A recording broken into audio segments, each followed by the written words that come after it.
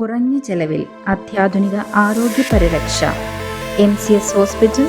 V take care of your health. 65-ാം വയസ്സിലും plastic വള്ളി കൊണ്ട് കസേര നെയ്തെടുത്ത് ജീവിതം നെയ്ത് അമ്മിണി. അരനൂറ്റാണ്ടോളമായി പണ്ടപ്പള്ളി സ്വദേശി അമ്മിണി പ്ലാസ്റ്റിക് വള്ളി കൊണ്ട് കസേര നെയ്ത്ത് തൊഴിൽ ആരംഭിച്ചിട്ട്. പ്ലാസ്റ്റിക് വള്ളി കൊണ്ട് കസേര നെയ്തെടുക്കുന്നതിലൂടെ ജീവിതവും നെയ്തെടുക്കുകയാണ് 65-കാരിയായ അമ്മിണി. പണ്ടപ്പള്ളി വടക്കേക്കര അമ്മിണിയാണ് അരനൂറ്റാണ്ടോളമായി പ്ലാസ്റ്റിക് വള്ളി കൊണ്ട് കസേര നെയ്ത്ത് തൊഴിൽ ആരംഭിച്ചിട്ട്. കസേരയ്ക്ക് പുറമെ കട്ടിൽ, സെറ്റി, ടീപ്പോയി എന്നിവയും അമ്മിണിയുടെ വിരലിന്റെ വിരുതിൽ നെയ്തെടുക്കും. അപ്രത്യക്ഷമായിക്കൊണ്ടിരിക്കുന്ന പ്ലാസ്റ്റിക് വള്ളി ഉപയോഗിച്ചുള്ള കസേര ഇന്ന് അപൂർവ സ്ഥാപനങ്ങളിലും വീടുകളിലും മാത്രമാണുള്ളത്. ദിവസവും 3 എണ്ണം വരെ കെട്ടിയിരുന്നത് ഒന്നായി കുറഞ്ഞെന്ന് അമ്മിണി പറഞ്ഞു.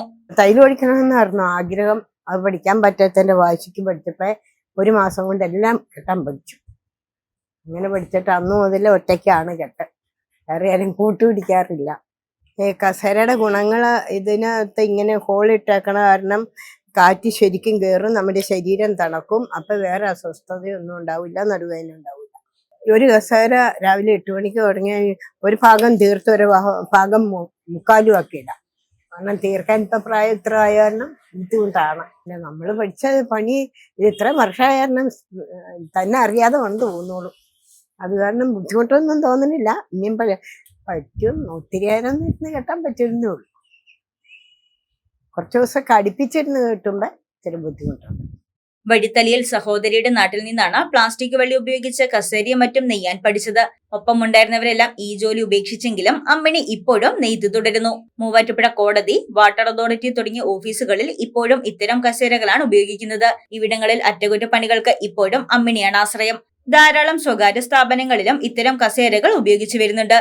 ബസ്സുകളിലെ ഡ്രൈവർ സീറ്റുകളും അമ്മിണി പ്ലാസ്റ്റിക് വള്ളി ഉപയോഗിച്ച് നെയ്തു വരുന്നു. ഇപ്പോഴും തുച്ഛമായ കൂലിയിലാണ് അമ്മിണി പണിയെടുക്കുന്നത്. ഇടപെടുന്നവരുമായുള്ള ഹൃദ്യമായ പെരുമാറ്റവും ഈ 65-കാരിയെ വ്യത്യസ്തയാക്കുന്നു. News desk Muvattupuzha news. എന്റെ കാഴ്ചയ്ക്ക് ചില ബുദ്ധിമുട്ടുകൾ അനുഭവപ്പെടാൻ തുടങ്ങിയത് ഈയിടെയാ. ആദ്യം ടെൻഷനായി. മകളാ പറഞ്ഞത് അഹല്യയിൽ പോകാൻ.